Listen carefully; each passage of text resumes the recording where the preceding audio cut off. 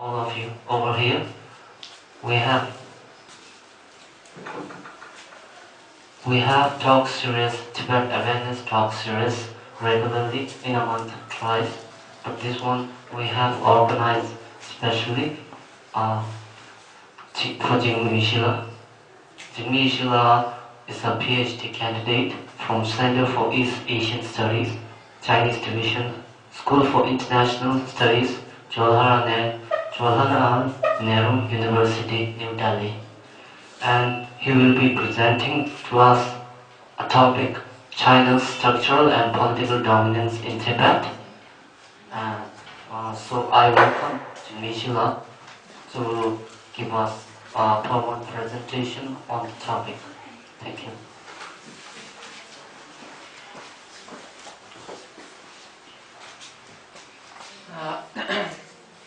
Very good afternoon to everyone, and I would like to thank the organizers for giving me this opportunity to present in front of everyone, and also to especially to Srim Somola from the TCHRD for recommending my name. It is truly an honor for me to present, especially as a young Tibetan researcher in McLeodganj, especially in Tibet Museum. So I'm really humbled by this opportunity. My topic for my presentation is China's institutional and structural dominance of Tibet, something on which I'm pursuing my PhD thesis also on. So I would like to start my presentation. So the first slide. Next slide. The cartographic domination to a certain extent, where you have historical and cultural Tibet and China's newly created Tibet with the division that you see, where earlier historical and cultural Tibetan areas have been incorporated in the neighboring Chinese provinces of Qinghai, as well as in Sichuan, in Gansu, and in Yunnan. So this is the first level of domination that I would like to point out, the cartographic or the geographical dominance that China has imposed. Next slide.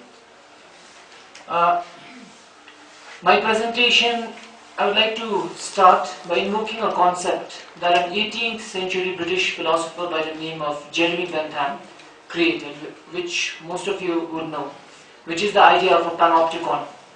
It is his work which simply spoke of an architectural design and which served as a perfect prison, which you see over here, or a hospital for mental patients. This idea of the panopticon has been used by another Western philosopher of the modern period, Michel Foucault, in a manner to criticize domination and power, especially the power of the gaze by a modern state. It is precisely in this context that the idea of the panopticon can be used to describe a single aspect of China's structural domination in Tibet, one that was completed in 2013, that is the imposition of the grid management system in Lhasa. Next slide. And in the Tibet Autonomous Region, under the guise to improve public access to basic services.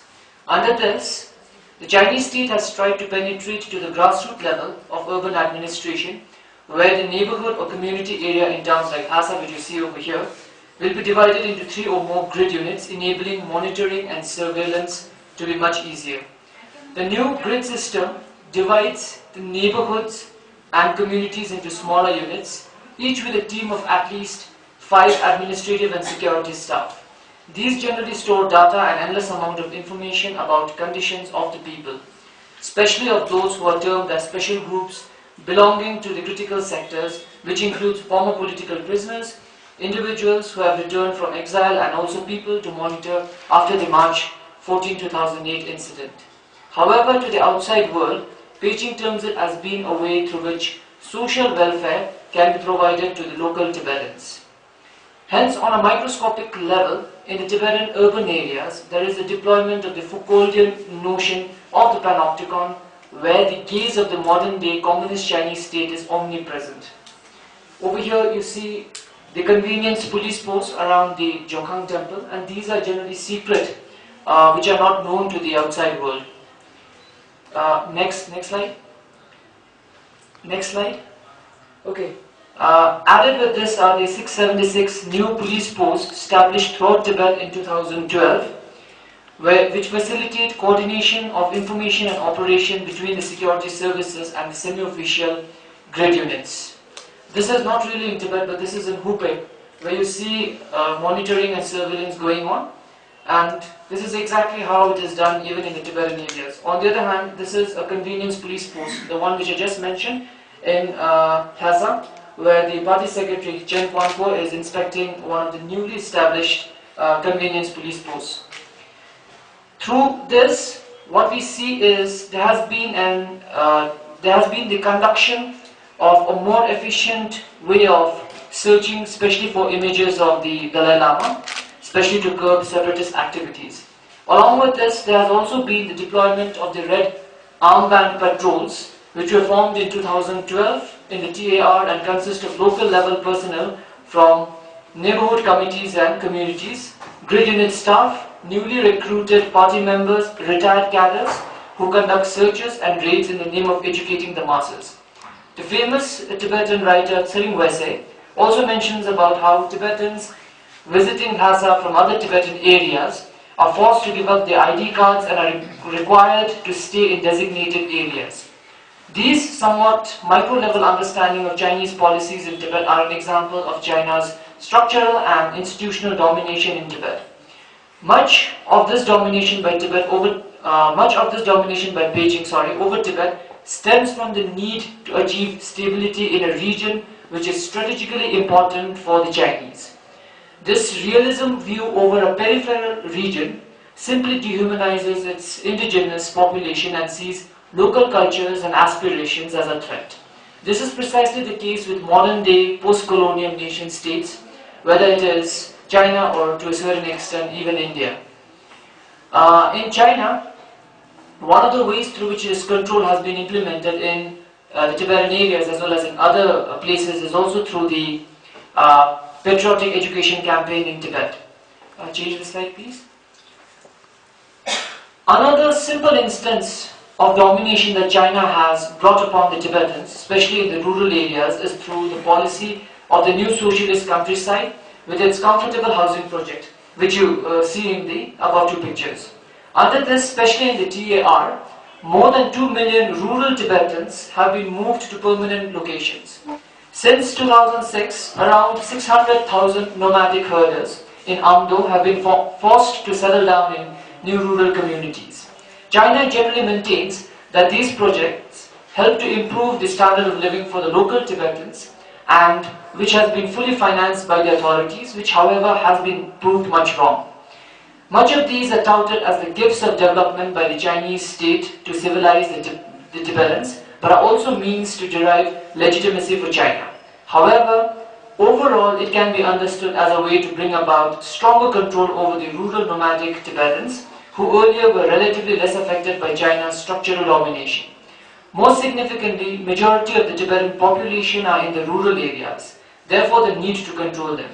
With regard to this, next slide, the analysis made by the anarchist historian James C. Scott is of much help, as the cultural practices of the nomads can be seen as strategic positionings designed to keep the state at arm's length. The modern Chinese state and civilizational discourse generally sees the practices by the nomads as being primitive and being barbaric. However, there is a need to understand this as self-barbarization adopted by them to escape the state. James Scott sees the usage of the term barbarian by the Chinese state as being ungoverned. Hence, the bringing in of civilization as the coming of the state, along with its institutional and tools of structural domination. It is therefore the modern-day Chinese state in Tibet which needs to be understood to gain a clearer picture of the institutional and structural domination. In my presentation, next slide, to understand the state, I would like to use a Gramscian understanding. Gramsci, as everyone I think should know about Antonio Gramsci, the Italian Marxist philosopher who was jailed by Mussolini and who also brought about the notion of hegemony in social science. According to him, the state is a combination between two important things.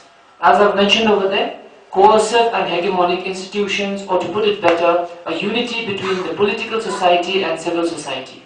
It is precisely through such an understanding dividing the Chinese state apparatus, that its structural domination can be laid out in the open. However, it can also be argued that the Gramscian understanding of the state is apt only for bourgeois, Western developed nation states with a well-functioning civil society and cannot really capture the essence of a communist state like China, where the lines between the civil and political are blurred. Still, seeing China's state power in Tibet in terms of coercive and non-coercive apparatuses is extremely helpful, especially to understand how the state exercises power. Our common understanding of the state consists of simply the government, the judiciary, the police and the army. However, a Gramscian understanding shows that the state is able to dominate and exert its control through institutions which perpetuate hegemony such as schools, hospitals, religious institutions and the media. It can be said that through these structures, the state tries to maintain or derive consent from the population. With China, there is a need to understand the system that the modern-day communist state follows, which is modeled after the Leninist state system, with the CCP, the party penetrating into every aspect of Chinese life. Next slide. A very brief background of the Chinese Communist Party is required to understand the modern-day Chinese state.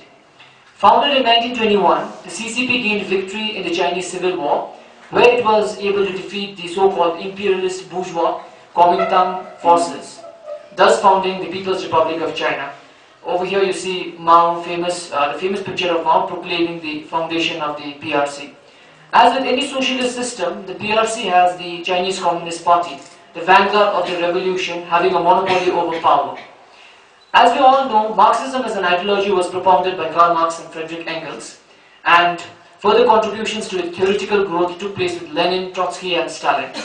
Next slide. Mao Zedong, in the context of China, sinicized it further, and thus we have a form of Marxism in China which is quite distinct from the rest. However, in an overall manner, Marxism calls for class struggle and the dictatorship of the proletariat, which is the intermediary between capitalism and communism. In China, this dictatorship is known as the People's Democratic Dictatorship. So they use or they insert the notion of democracy in it, which is considered to be the most democratic, as it is the dictatorship of the majority against a tiny group of reactionaries. Over here, the Tibetans, especially the elite Tibetan groups, were considered earlier to be the reactionaries.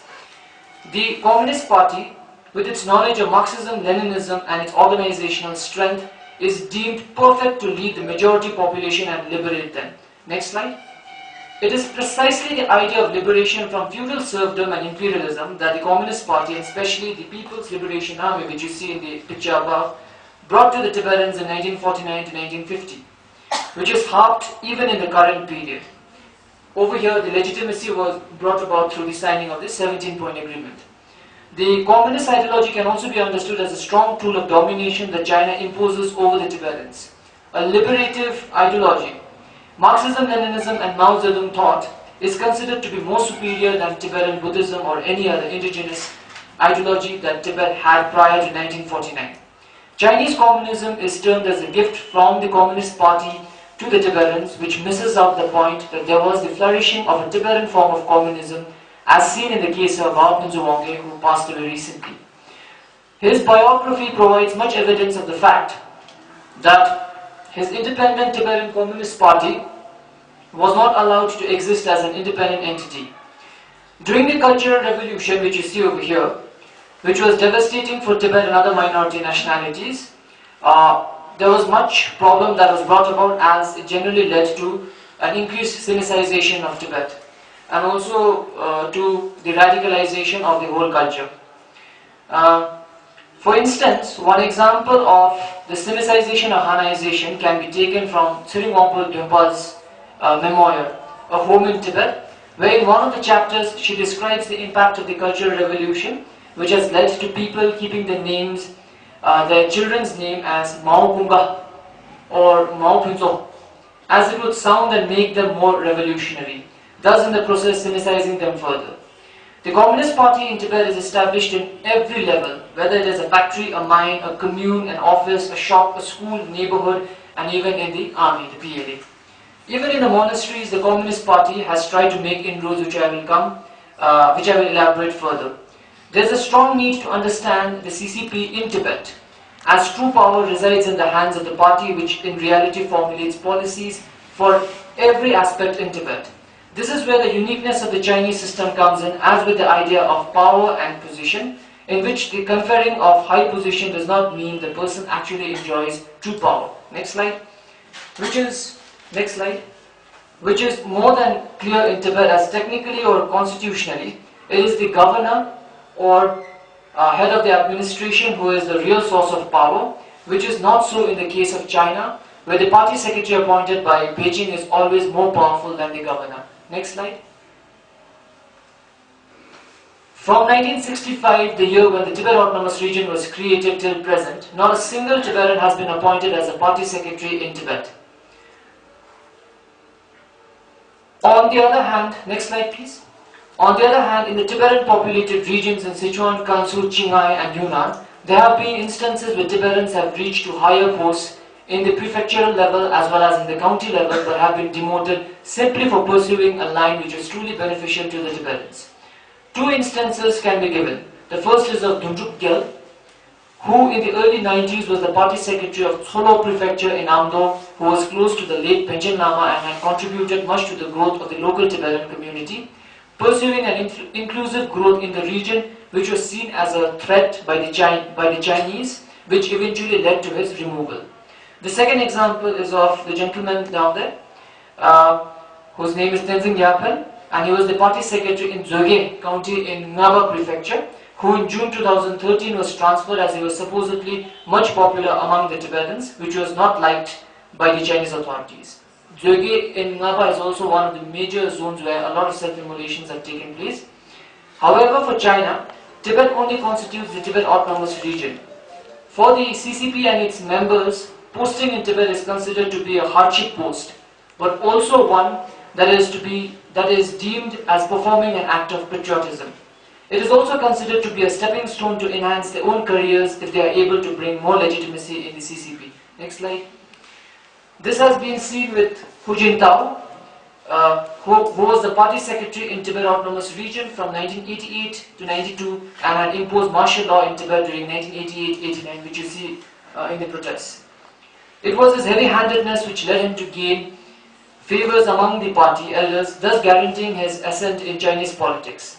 The same can be said of Chin Ilzi, a former first party secretary of Lhasa, during the restive period of 2008, when Tibetans throughout Tibet rose in protest and was met with brutal force sanctioned by him and others. At present, he is the secretary of the Communist Youth League, a breeding ground for future leaders. The Tibetan regional branch of the CCP was established in 1965. Next please. With the formation of the Tibet Autonomous Region, and the regional branch is fashioned in a manner similar to the national and provincial context, where at the highest, theoretically, is the party congress at the regional level, which elects the TAR party committee, which is headed by a general secretary and a couple of deputy party secretaries. This slide over here shows the standing committee of the TAR CCP, which has 7 Han and 6 Tibetans. There are also 4 important working departments of the party committee, which are the General Office, Organization Department, the Propaganda Department and the United Front Work Department. These agencies are the party organs which are directly responsible to the regional party. What is extremely important over here is the highest individual over here is the party secretary, and the party secretary is a Han, Chen Guanguo. In 2013, the number of TAR CCP members had reached 230,000, of which 80% are Tibetans, with nearly half coming from rural areas. If one looks back at the distant past, in the 1970s, the government apparatus and the regional party was much dominated by the non-Tibetans, especially during the Cultural Revolution, which however changed with the coming in of the liberal policies that Hu Yaobang and Deng Xiaoping had implemented. But still, there was this, after the sacking or after the removal of Hu Yaobang, we see the coming back of a more radical policy or a more hardlining policy, especially under the party secretary during the 90s, Chen Guanguo. This was also partly due to the revolts in the late 80s in Lhasa. Under the guise of development and stability, more Han cadres were brought, which still persists in the current period. In 2010-2011 war launched by China against Buddhism. For instance, during the 2008 Lhasa uprising, the chairman of the TAR regional government was Jawaharlal, the person in the site, who blamed the Dalai Lama for the uprisings. Another long-term party loyalist is Ragbi, the person on the left, from Nakchu, who rose to prominence during the Cultural Revolution and is seen as a local proponent of CCP rule in Tibet. However, the presence of the Tibetans are merely decorative and ornamental. It doesn't matter much, as their presence does not alter the balance of power. It is here that the idea of designated empowerment can be imposed on the issue of Tibet, where the presence of the Tibetans in the party has not led to their true empowerment. This is more so with the case of the local government in Tibet. Next slide, please. In the case of governance, the Tibetan areas have been granted the right to self-governance under the law on regional ethnic autonomy in the PRC. Under this, the local heads of government, as well as the chairman of the local people's congresses, are all stipulated by the constitution to be from the ethnic community itself, which you see over here. From 1965, the year that it was founded, the TAR, till present, all of them are Tibetans. But however, what we generally see is it doesn't make a major difference, because real power actually lies with the party secretary, who in the case of the Tibet Autonomous Region as well as other Tibetan areas is a Chinese, is a Han. In Tibet it is Chen Guanpo. Also, according to the white papers that they have released, the legislature has enacted 220 local or separate regulations. The regional government also creates and supervises Tibet's administrative, judicial and procuratorial organs, and under the 1979 revised electoral law of China, for the National People's Congress and the Local People's Congress at all levels has led to the establishment of the 4 tiers of the People's Congress. That is at the provincial level, at the prefectural level, the county level and the township level. Furthermore, people of all ethnic groups in Tibet directly elect deputies to the People's Congresses at the county, district and township levels, and these deputies elect deputies to the Regional People's Congress and the NPC. Next slide, please. The latest white paper released by China on Tibet points to the fact that in 2012, among the 34,244 deputies elected directly and indirectly at these 4 levels, 31,901 were from the ethnic minorities, accounting for more than 93%. Among the 44 members of the Standing Committee of the 10th Regional People's Congress, 25 are from the Tibetan and other ethnic minorities, and among the 14 chairpersons and vice chairpersons of the Standing Committee, 8 are from the Tibetan and other ethnic minorities. All major affairs of the region are decided by the Regional People's Congress, and it is termed as the highest organ which directs Tibet's administrative organ, the People's Government. Next slide. All the local heads of the TAR People's Government have been ethnic Tibetans, which you see over here, from Ngabung, Jigme till the latest one, that is Lobsang Chamsen. This is replicated further down in the prefectural level as well as in the county level. But however, most of the deputies and the lower officials are Chinese. However, in the Tibet Autonomous Region People's Congress as well as the government, the party members also dominate the decision making, which is highly important. This is the inclusion of the party apparatus in every aspect of decision making. In the Congress, each session openly includes in its sessions the convening of an ad hoc party committee for that session, representing all the party members present at the session and allocating them roles of influence in the respective sections of the Congress or the consultative conferences. Next slide. The chairman of the TAR People's Government delivers his work report at the People's Congress, which took place on the 10th of January 2014, which you see in the picture above, which was attended by 388 deputies from the Tibet Autonomous Region. Next slide, please. Another institution in Tibet, which specially legitimizes China's domination in the region, is the Chinese People's Political Consultative Conference, the CPPCC, and its regional branches. It is composed of non-communist patriotic individuals who are to act as a consultative body to the party and the state. In Tibet, it is important as most of the local religious elites and former aristocrats are given membership to the CPPCC. It acts as an institution to derive legitimacy for the Chinese Communist Party. In the 12th CPPCC, National Committee 2013, as you see in the picture, the Chinese Panchen Lama, the 12th Samling Doji Phagmo, the Dukang Thukden Khetu Prabhuche, who are all major reincarnates, were appointed. On the other hand, the 7th Rejing Rinpoche, who is just a small child, was nominated as a member of the Tibet branch of the People's Consultative Conference. These are termed as ways to control the future of the Dalai Lama, as later on they to a certain extent will turn into either senior tutors or will also be involved in the reincarnation finding process. Furthermore, the CPPCC has been termed as a mouthpiece of the Chinese Communist Party and a rubber stamp, a highly passive ceremonial body with no power. However, in the past, this same body has been seen to be quite assertive and making hostile criticisms against the policies of the government. A focus on Tibet is also seen by the present-day Politburo member of the CCP, next slide, and chairman of the CPPCC, Yu Zhengsheng, who in 2012-2013 made several visits to Tibet and Tibetan populated areas in neighboring provinces. An important body, next slide, which is also directly under the Central Committee of the Chinese Communist Party and one which has major repercussions on Tibet, is the United Front Work Department.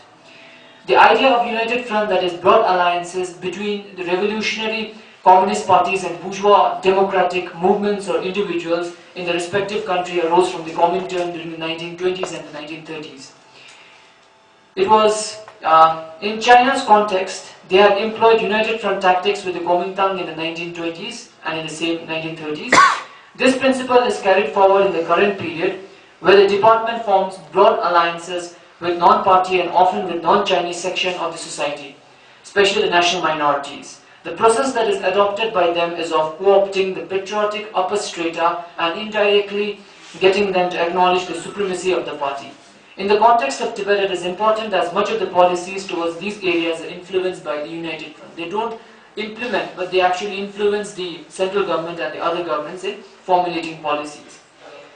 For instance, the importance of the United Front can also be seen from the fact that in 2005, a new bureau was created to handle Tibetan affairs, which is headed by an ethnic Tibetan, Siddhar.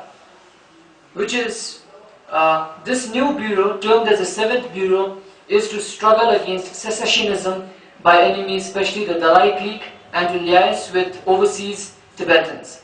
It is the United Front Work Department which handles the negotiations with the Dalai Lama's envoys, as you see in the picture above. It is also equally involved in the reincarnation process of the current Panchen Lama, especially in orchestrating the Golden Urn system. Next slide. Branches of the United Front and the Political Consultative Conference are also present in the county level as well as in the township level. So they have actually infiltrated every level. From the legislative and the executive, let me move on to the judiciary.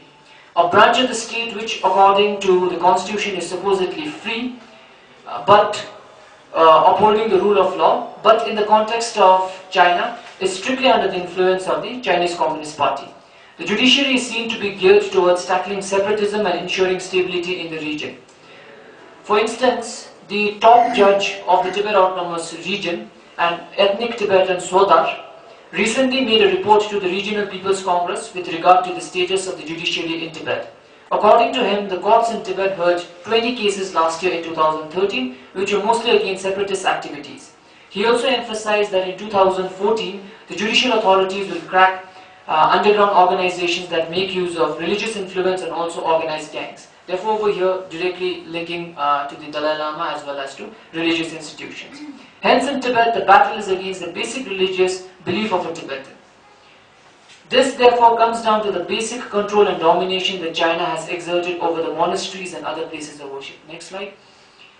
The historical context is highly important of this, as the monasteries are the traditional seats of power, of learning and of propagation, as well as prior to the coming of the Chinese, the type of rule that was there in Tibet, which is known as Chusi Ngide, was something where religion played a highly dominating role.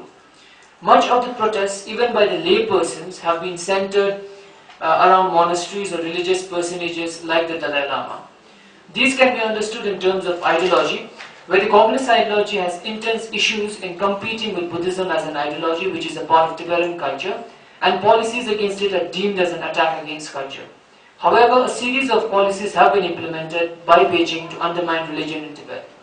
Primary among them is the institution of the Democratic Management Committee, which you see in the picture below, in the monasteries. In this, the so-called progressive monks were appointed to oversee the monks and the monasteries, which however has not achieved much success.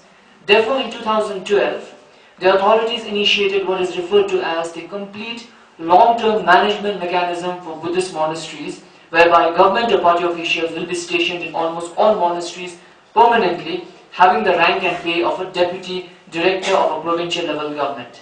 Under this, an unelected management committee is to be established in every monastery, with up to 30 lay officials to be stationed, which will supersede this democratic management committee. So the insertion of lay secular officials in a monastic environment. So you can guess the amount of dominance that China wants to exert. And this has generally happened, especially after the incidents in 2008 and the increasing speed of self-immolations happening. Much of these policies emerged from the United Front Work Department and the Central Committee, the Politburo in Beijing. It has been justified on lines of adapting Tibetan Buddhism to socialism, as well as for the welfare of the monks and monasteries. But in reality is to exert control, especially in Kham and Amdo. What we see is in those regions, the Democratic Management Committee is retained, but is expected to have a government official retained as a deputy director of each committee. Even with regard to the practice of Tibetan Buddhism, the Chinese authorities' domination continues with banning the pictures of the Dalai Lama, launching the patriotic education campaign which denounces the Dalai Lama, and in 2007 launching a new regulation which will enforce the need to gain recognition from the party to install a new reincarnation of a Tuku. However, still the Chinese Communist Party does need legitimacy from the figures of Tibetan Buddhism, which are clear from the above two pictures, which it has tried to co-opt through various mechanisms as mentioned earlier. Over here you see Tsimori Rinpoche, who has also been incorporated in the CPPCC, and the Chinese appointed Panchen Lama. And the thing that is happening in the picture above is the golden urn system, through which even this Panchen Lama was appointed. Next slide please. A major feature of China's structural and institutional domination in Tibet is the high degree of centralization which is present in its policies, which is seen especially through one important institution, that is the Tibet Work Forum. This is completely Beijing-centric, based in Beijing, and which forms the policies for Tibet. Since from 1980 till present, 5 Tibet Work Forums have been convened which have deliberated on policies related to Tibet's socio-economic development. While the first 2 provided for a liberal outlook towards the Tibetan regions, that from the 3rd Tibet Work Forum onwards, it paved for a hardline attitude towards Tibet and emphasized on large-scale development. This has been further enhanced in the last 2 work forums on Tibet.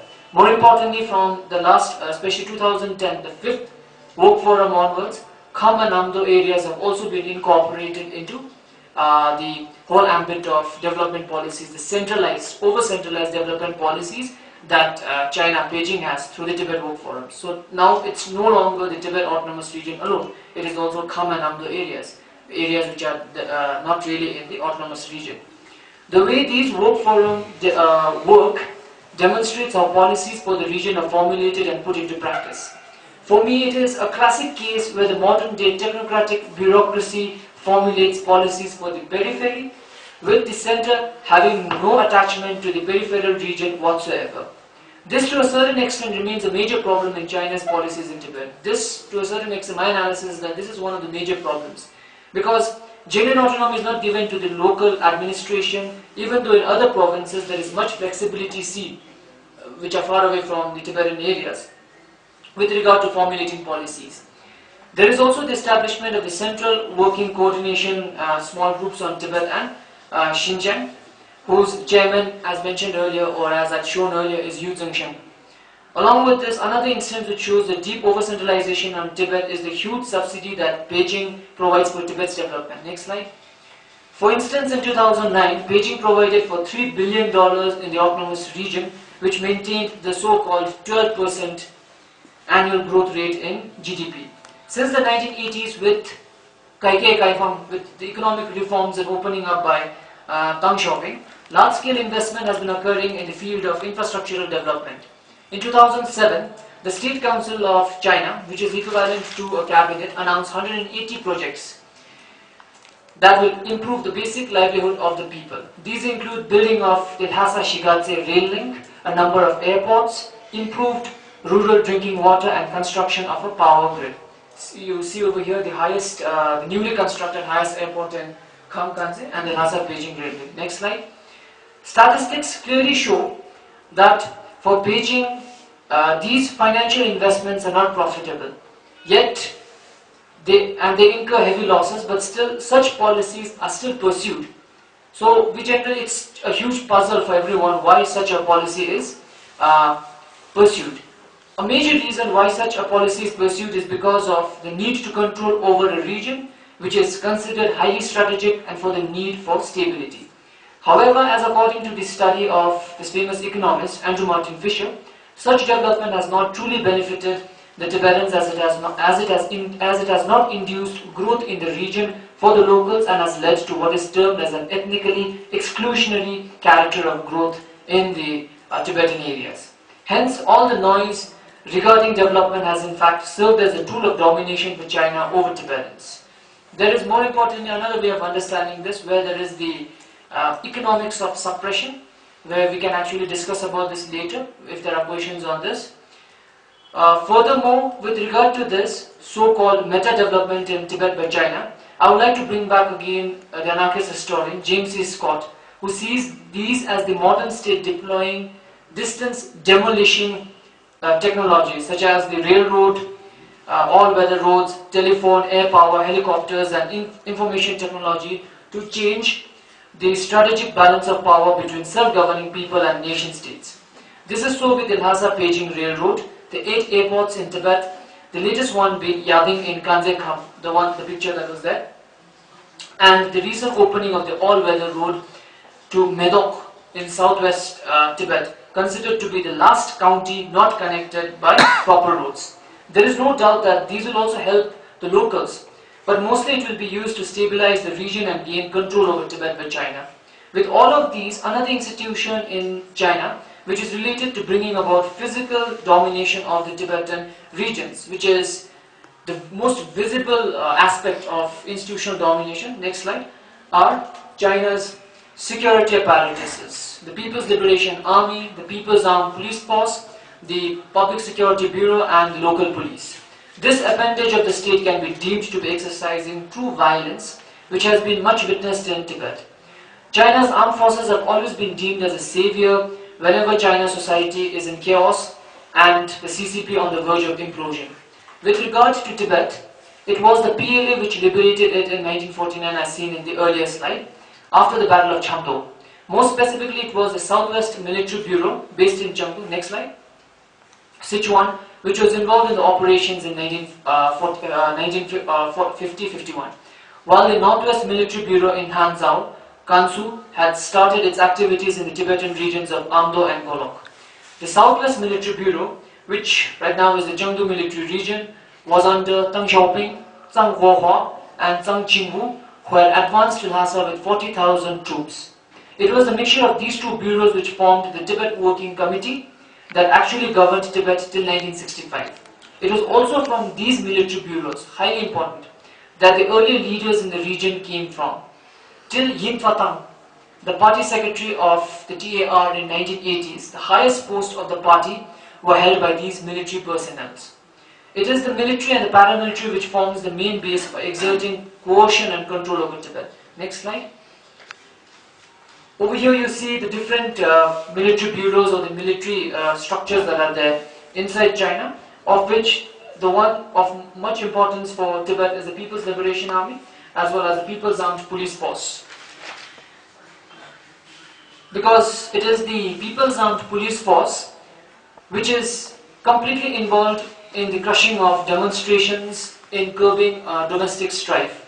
And they were heavily involved in the crushing of the demonstrations in Lhasa in 1988-89. The PAP units killed between 400 to 450 Tibetans in March 1989, cracked down in the Jokhang and other monasteries. Next, to have taken operational command. Even in the recent uprisings in 2008, which you see over here, it was the PAP which quelled the so-called riots and disturbances in Lhasa, which had partly fled due to the local police receiving no prior permission from higher authorities. The People's Liberation Army was said to have given simple logistics support to the armed police, which is debatable as many of the armoured personal carriers and other vehicles, license plate and ID numbers were covered, which does indicate PLA belongingness. For instance, as you see in the picture, the new T90s armoured personal carrier and T92 wheeled armoured vehicle was seen on the streets of Lhasa. It is widely believed that the 149 Rapid Reaction Division of the number 13 Group Army under the Chengdu Military Region and number 52 Mounted Infantry Brigade under the Xizang Military Region, Xizang is Tibet Autonomous Region in Chinese, may have been involved in the crackdown. Furthermore, the 2013 white paper, next slide please, released under the diversified employment of China's armed forces, suggestive of increased emphasis on the roles of armed forces and military operations other than war. For instance, in the picture above, you see the People's Liberation Army and the PAPF also been involved in numerous social welfare activities, poverty alleviation projects, and also emergency activities as during the Sichuan earthquake in 2008, while this is near the Sikkim-Tibet border in Yadong in 2011. Now moving away from the coercive apparatuses, next slide, of the state, one has to move to the hegemonic. As I mentioned earlier, a Gramscian analysis, where the state is a combination of both coercive and non-coercive. So let me move to the non-coercive part, which tends to perpetuate an ideology of domination that the population for which it is meant does not know of. It is termed as hegemony, that is the ability of the ruling power's value to live in the minds and lives of its subaltern as a spontaneous expression of their own interest. This is generally perpetuated by the civil society, which includes a varied range of institutions and structures such as schools, hospitals, the media, religious institutions, and also the family. It is something which, according to Gramsci, is bound up in common sense, one which slowly becomes a part of everyday activity. However, in the case of Tibet, as with the rest of China, there is the absence of an independent civil society, as all the institutions such as schools, universities, trade unions, etc. are all under the CCP. Thus, the so-called mass organizations of the Chinese Communist Party, such as the trade unions, the Communist Youth League, the Women's Federation of the TAR, the Tibet branch of the Buddhist Association of China, and the Society of Arts and Literature, all help to perpetuate the domination of the CCP in Tibet. Much of the leadership of these organizations have been given to ethnic Tibetans, especially the former aristocrats who were co-opted in the system or the so-called liberated serfs. For instance, one of the founding heads of the Women's Federation, Tibet's Women's Federation, was the wife of Jigme. The Buddhist Association of China and its Tibet branch has co-opted numerous Buddhist personalities, as well as tries to bring about a harmony between the CCP and Tibetan Buddhism, its institutions and personalities. Technically, the Buddhist Association were not affiliated to the government but were allowed to function only within strict limits set by the authorities. There was the presence of a party secretary in the Buddhist Association headquarters to keep an eye on the non-CCP members who were to be made into patriotic individuals, as mentioned by R.J. Rinpoche. The same can be said of schools and other education institutions in Tibet. The above two pictures are of schools in different parts of Tibet, where the ideology of the party and a communist version of history is taught. In the Tibet Academy of Social Science, much research is done on the achievements of the liberation brought about by Beijing and the CCP to Tibet, and the impossibility of such under old Tibet. Therefore, according to them, the Tibetan, to a certain extent, there is a denying of agency of the Tibetans. For the CCP, they strongly believe in this idea that the Tibetans, to a certain extent, are unable or do not have the capacity to bring about all the wonderful changes that they have brought about. Next slide. The Chinese have built schools which have accommodated 282,914 primary school students and 177,981,000 middle school students in 2012, receiving bilingual education accounting for 96.88% and 90.63% of the population. There are also 23,085 bilingual teachers and 3,700 Tibetan language teachers. These schools can be understood as the cradle for furthering Chinese rule and domination. Language issue has been a major zone of contention for China in Tibet, and it is seen that with the knowledge of Mandarin, there are more chances for a better employment prospect, which outlines the hegemonic aspect of China's rule. To a certain extent, China's hegemony can be brought about through economic aspect, that is through jobs, through employment opportunities, which can only happen if a person knows Chinese, Mandarin. Also, according to the 2013 white paper on Tibet, there are 14 Tibetan language magazines and 10 Tibetan language newspapers in Tibet. Tibet's People's Radio, next slide please. Tibet's People's Radio has 42 programs and columns in Tibetan, including in the Khampa dialect, the Khampa accent. Its Tibetan language news channel broadcasts 21 hours a day and its Khampa channel broadcasts 18 hours a day. In 2012, some 780 titles of books in the Tibetan language were published in the autonomous region, with a total of 4.31 million copies. However, as according to the exiled writer Jain Nobu, the Tibetan language in China's media has been used as a tool of propaganda, where Tibetan broadcasters are made to sound more Chinese. Therefore, they are, to a certain extent, according to this writer, they are made to develop a kind of a Chinese nasal tonal quality when they are delivering their news. Furthermore, what is important is that numerous individual activities to propagate Tibetan language education in the Tibetan areas have been received negatively by the state and mostly prevented. This can be seen in the recent case with the arrest of Khenpo Karse from Nangche in Kham, in present-day Sichuan, who had contributed to the raising of educational standards in Tibetan to the local community. This has been the case with numerous other social philanthropists in Tibet who have contributed to the local community and have been persecuted by the state, which is also seen, next slide, which is also seen in the case of Kama Samduk, who earlier was closer to the Chinese Communist Party but was later arrested for trying to empower the local community. From here it is quite evident that the Chinese Communist Party strongly desires to prevent the creation of an independent civil society, one which will be ideologically incompatible with the party. While this cannot be completely generalized, it can lead to a form of generalization. What is truly obvious in Beijing and the CCP's case is that on an ideological level, there is a strong attempt to enforce domination without hegemony. This is a notion that Ranjit Guha, a subaltern historian, Indian subaltern historian, has created, known as domination without hegemony. So for me, what I generally see is that to a certain extent in Tibet, the Chinese have not been able to create hegemony. So to a certain extent, they have just been able to dominate the Tibetans. That is domination, but without any form of hegemony. This is so as even after 60 years of communist rule, they have been unable to enforce hegemony over the majority of the population, who have much protested or shown resistance through, say for instance, Hagar, a homegrown movement, or even through the drastic yet courageous act of self-immolation.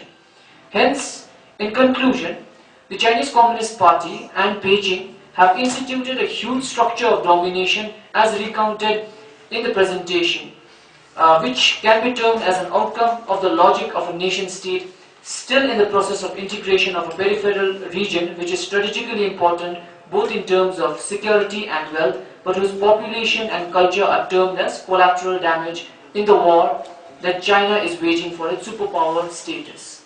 And in conclusion, there's a major problem that is coming up with China's embrace of neoliberal principles of, say for example, marketization, commodification in the Tibetan areas, which to a certain extent have also created more problems for the Tibetans. Therefore, through the adoption or embracing of neoliberal policy, the government in Beijing and the other authorities and all, they've been able to create another level of domination, of structural domination, which has led to a total commodification and commercialization in the Tibetan areas, further eroding the Tibetan identity.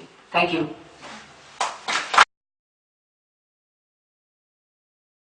And the third is that there was a huge shift in terms of Chinese government's policies on Tibet, and it took a much hardliner sort of approach to Tibet. I was wondering if you can talk about what factors sort of influenced that Tibet World Forum that was held in 1995 that came about with all sorts of hardline policies.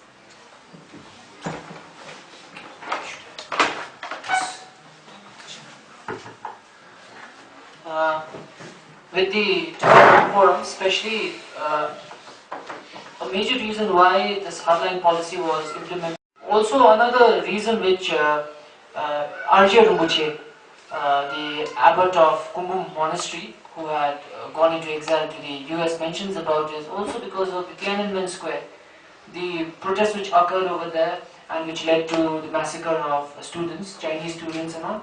What happened eventually was it simply led to the replacement of those officials who to a certain extent were supportive of the students, especially people like Zhao Ziang, who was replaced, and also the replacement of other, the whole, machinery itself was replaced. That is one major reason that he mentions. But also, a major factor why this happened was after the death of Hu Yaobang and after the replacement of Zhao Ziang, the other group of officials or other group of CCP leadership which arose, who had come up, most of them they were hardliners, as you see, especially in the case of Tibet, one of the most cruel to a certain extent, I don't know whether it is appropriate to use this term, but one of the very hardline individual who came up was Chen Guiyuan. And it was Chen Guiyuan who launched a large number of campaigns, large number of anti-separatist activities to a certain extent in the Tibetan areas, in the Tibet Autonomous Region. So I think so the major reason why the shift took place, I think so, am I like, yes. Is it like thing? A major reason why this happened was because of the change that took place, the uprisings and all which happened in the late 80s, and the stifling of this uprising, because a way through which the Chinese have always viewed the Tibetans is that the Chinese, the CCP and the other authorities in Beijing, they always believe that they've given a lot of development to the Tibetans, that the Tibetans should be grateful for the development, for the progress. Until 1989, 87, to a certain extent, large amount of development had taken place with the reforms and all, with Kaifeng Kaifeng. But however, after 88, 89, with the uprisings, with the revolts and all, it turned into something else. So it was a rejection of the whole welfare thing that the Chinese had brought about. It was a rejection of that, and hence this massive change in the policy which took place. But also another thing which I would like to point out is, this is something which Wao Pinzo Wonge mentions in his in his biography written by Melvin Goldstein and all, that even during the 1980s, individuals such as Yin Fatang and many others were not really truly liberal to that extent.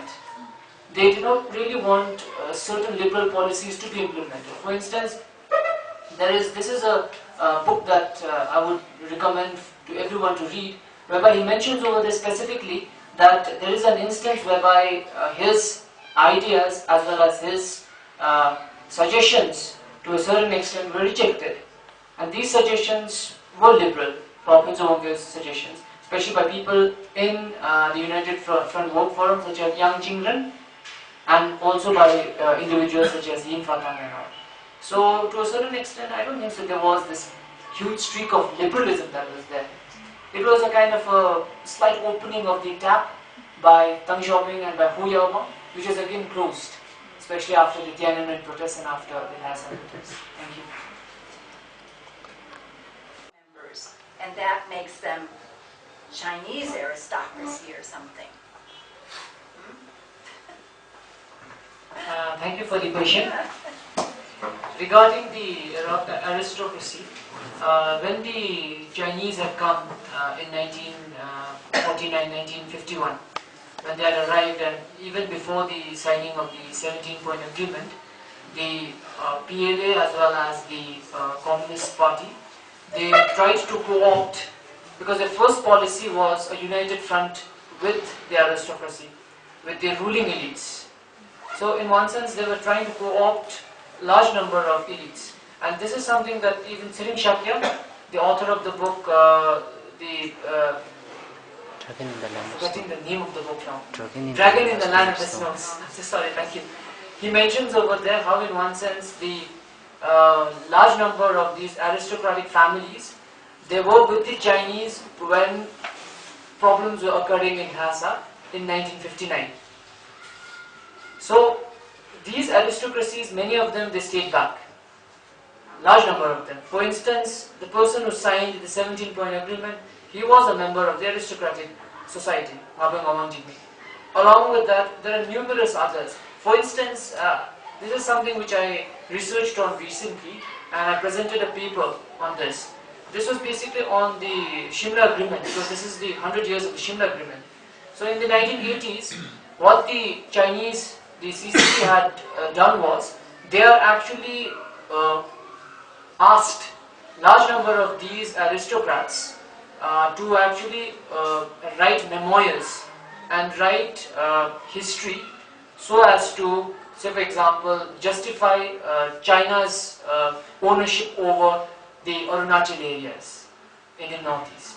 This happened in the 1980s. So there has always been this constant usage of the aristocracy. The reason why they've been using it is to gain kind of a legitimacy. They want to gain legitimacy. Not only the aristocracy, but as I had shown earlier, the monks, large number of Rinpoches, reincarnated lamas, such as Tsemoling Rinpoche. An example can be of Tsemoling Rinpoche, as well as of Samding Dorji Babmo, as well as of Chamdo Papala, Gelek Nampel. All of them are supposed to be Rinpoches, even the rating Rinpoche. But to a certain extent, they have not really collaborated with the Chinese, but I would like to see that they are working inside the system. In many cases, they have contributed positively. In many cases, they have also harmed the whole Tibetan issues. So it's not black and white. There are shades of grey in this thing. Thank you.